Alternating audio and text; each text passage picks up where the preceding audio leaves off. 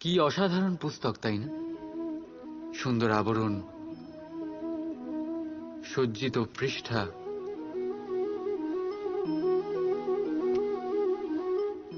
কিন্তু একে কি সত্যিই অসাধারণ পুস্তক বলে গণ্য করা যায়?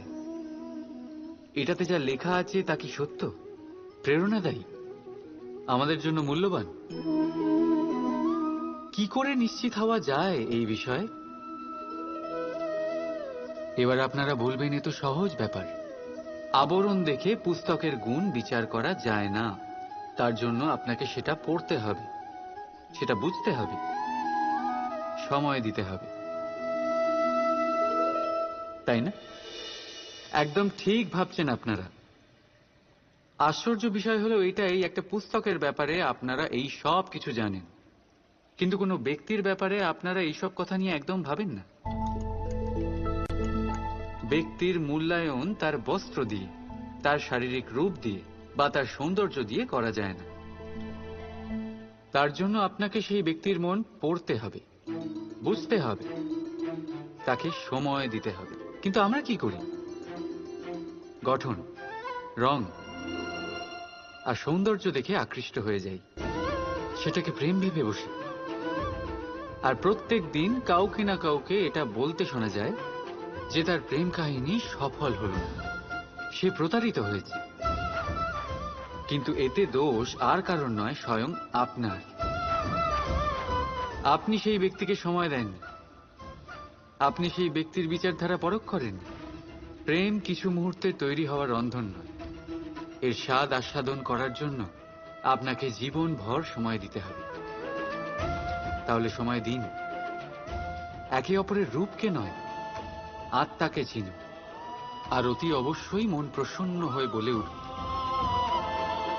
রাধা রাধা।